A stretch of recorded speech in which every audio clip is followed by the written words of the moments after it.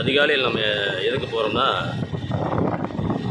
தோள்பட்டை வலி இருக்கு இல்லையா, அதுக்காக நான் மூலிகை தேடி போகிறேன். இது மலையடிவார காடுகளில் தான் அதிகமாக கிடைக்கும். முன்பெல்லாம் நார்மலாக சாலை ஓரங்களில், ஓடை ஓரப்புகளில் கிடைக்கக்கூடியதாக தான் இருந்துச்சு. இப்போ அது வாய்ப்பு இல்லை. அதனால் மலையடிவார காடுகளில் தான் இப்போ அந்த மூலிகையானது நமக்கு கிடைக்க வாய்ப்பு இருக்குது. அந்த மூலிகை பறித்து அது நல்ல வறட்சி தாங்கி வளரக்கூடிய ஒரு பயிர் தான்.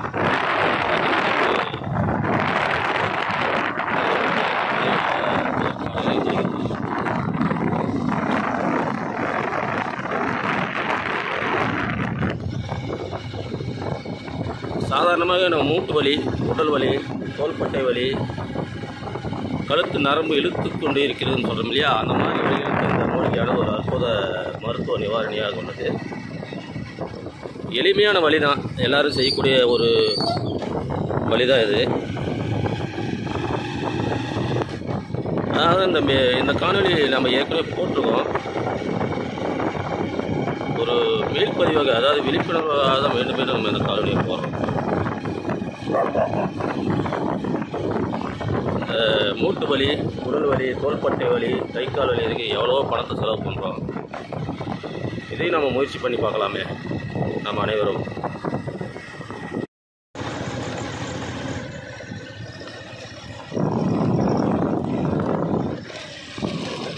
மூலிகைகள் எவ்வளோ கிடைக்குது பாருங்கள்.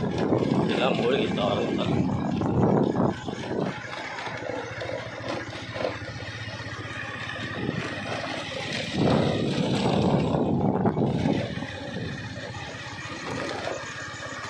வாங்க இந்த மூலிகை பற்றி நம்ம பார்ப்போம். இந்த மூலிகை நம்ம பறிக்கிறதுக்கு தான் வந்திருக்கோம். சப்ஸ்கிரைப் பண்ணலாம், சப்ஸ்கிரைப் பண்ணிக்க, நண்பர்களும் ஷேர் செய்யுங்கள். இது போன்ற காணொலிகள் வந்து கொண்டிருக்கும். வாங்க மூலிகை பற்றி நம்ம பார்க்கலாம். நன்றி நன்றி. நண்பர்களை, நீங்கள் பார்க்குறது பார்த்திங்கன்னா ஒரு வனம் தான், ஃபாரஸ்ட்டு. இது மழை இல்லாதனால பார்த்திங்கன்னா அப்படி தெரியுது நமக்கு. முன்பெல்லாம் இந்த மூலிகையானது பார்த்திங்கன்னா எளிமையாக கிடைக்கக்கூடியதாக தான் இருந்துச்சு. அதாவது சாலை ஓரங்களிலும் தரிசு நிலையிலும் கிடைக்கிறதா தான் இருந்துச்சு. இந்த 100 நாள் வேலை வந்த பிற்பாடு அந்த மூலிகை வந்து மலை சார்ந்த இடங்களில் மட்டும்தான் கிடைக்கிது. ஏன்னா மலைப்பாங்கான மலை சார்ந்த இடங்களில் 100 நாள் வேலைகள் நடைபெறுவதில்லை. அதனால் அந்த பகுதிகளில் மட்டுமே இந்த மூலிகையானது கிடைக்கிறது. நீங்கள் இந்த மூலிகை பார்த்திங்கன்னா வறட்சி தாங்கி வளரக்கூடிய ஒரு தாவரம். இந்த விராலி மூலிகை பற்றி நம்ம ஏற்கனவே ஒரு காணொலியில் போட்டிருக்கோம். இருந்தாலும் ஏன் மீள்பதிவாக போகிறோம்னா ஒரு விழிப்புணர்வுக்காக தான். இன்றைய சூழலில் பார்த்திங்கன்னா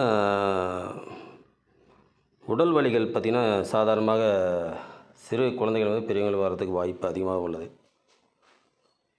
ஆனால் உணவு முறைகள் ஒரு காரணம் என்று சொல்கிறாலும் டென்ஷன், மன இறுக்கம். இந்த மன இறுக்கம், இந்த டென்ஷன் என்று சொல்லக்கூடிய இதன் கூறுகளால் நமக்கு வந்து உடல் சோர்வடைந்து உடல் வலி வரதுக்கான வாய்ப்புகள் உள்ளது. நண்பர்களே, இது பாருங்கள். இது நம்ம அன்றாடம் வனங்களில் போய் நம்ம இது பறித்து நம்ம பயன்படுத்த முடியாது. ஒரு நாள் போய் முழுமையாக அதிகமாக பறித்து கொண்டு கூட இதை உலர்த்தி கூட நமது பாரம்பரிய வைத்தியர்கள் என்ன சொல்கிறாங்கன்னா, இது உலர்த்தி, அதாவது ட்ரை பண்ணி நம்ம அது சுடு தண்ணி காய வைக்கிறோம் இல்லையா, அதில் போட்டு நம்ம இந்த இலைகளை போட்டு சுடு தண்ணி காய வச்சு நம்ம குளிக்கும் பொழுதும் அந்த உடல் வலிக்கும் நல்லது, பிணிகளையும் போக்குவதாக சொல்கிறாங்க. இது நம்ம பசுமையாக கிடைக்கும்போது பார்த்திங்கன்னா இதை மாதிரி இதை பறித்து வந்து நம்ம மிக்சிலேயோ அல்லது உரலிலையோ இல்லை அம்மியிலே போட்டு அரைத்து நாம் இது அதாவது நம்ம ஒரு வாணலியிலோ அல்லது ஒரு பாத்திரத்திலோ கொட்டி அந்த அரைத்த விழுதுகளை கொட்டி நம்ம அதை வறுக்கிறோம் இல்லையா, அந்த மாதிரி சூடுபடுத்த வேண்டும். இந்த சூடுபடுத்தி பார்த்திங்கன்னா இது ஒரு காடா துணிகளில் இந்த கலவைகளை கொட்டி இளஞ்சூடாக நம்ம அந்த வலிகள் மீது, இந்த தோள்பட்டை வலி, உடல் வலி, மூட்டு வலி, இது போன்ற வலிகளின் மீது ஒத்தடம் கொடுக்கும் பொழுது அந்த வலி வந்து மிதமாக சிறுக சிறுக குறைய வாய்ப்பு இருக்கிறது.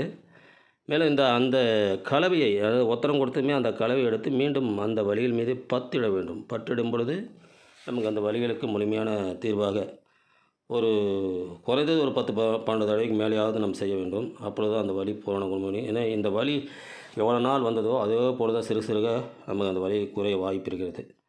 பற்று போட்ட உடனே அது நமக்கு இதாகாது. அந்த பற்று வந்து நம்ம போட்டுக்கொண்டு இருக்கும் பொழுது தான், தொடர்ந்து போடும் பொழுது தான் அந்த வலி போகும். இந்த மூலிகை பார்த்தீங்கன்னா இந்த வனத்தில் பார்த்தோம். இந்த மூலிகை பற்றி யாராவது தெரிஞ்சிருந்தா சொல்லுங்கள். இந்த இலைகள் மொத்தமாக இருக்கும். முற்கள் பார்த்திங்கன்னா அது முள் இருக்கும் பாருங்கள். இந்த மூலிகை பற்றி குணாதிசயங்கள் தெரிந்தால் அந்த கமெண்ட்டில் பதிவிடவும். எனவே நண்பர்களே, லாபனம் சிரேஷ்டம் என்பார்கள். லாபங்களில் சிறந்தது ஆரோக்கியம் மட்டுமே. ஏன்னா ஆரோக்கியம் இல்லையேல் அனைத்து செல்வங்களும் இருந்தும் ஒன்றும் பயன்பாடில்லை. அதுபோல தான் நமது சந்ததியருக்கு ஒரு நிலையான மூலதனமாகவோ இல்லை பணமாகவோ பொருளாக விட்டு செல்வதோட அவர்களுக்கு ஒரு நல்ல ஆரோக்கிய சூழலை உருவாக்கி கொடுத்தாலே அதுவே அவருக்கு மிகப்பெரிய சொத்தாகும். எனவே இதுபோன்ற இயற்கை சூழ்ந்த இடங்களில் வாரத்தில் ஒரு நாளாவது நாம் சென்று அந்த தாவரங்களோடு உறவாடினால் தாவரத்தின் மூலம் ஆரோக்கியம் மட்டுமல்ல நிம்மதியும் கிடைக்கும் என்பது ஒரு நிதர்சன உண்மை. மேலும் இதுபோன்ற காணொளிகளை தெரிந்து கொள்ள நம்ம சேனலை சப்ஸ்கிரைப் செய்து கொள்ளுங்கள். நண்பர்களுக்கும் ஷேர் செய்யுங்கள். நன்றி.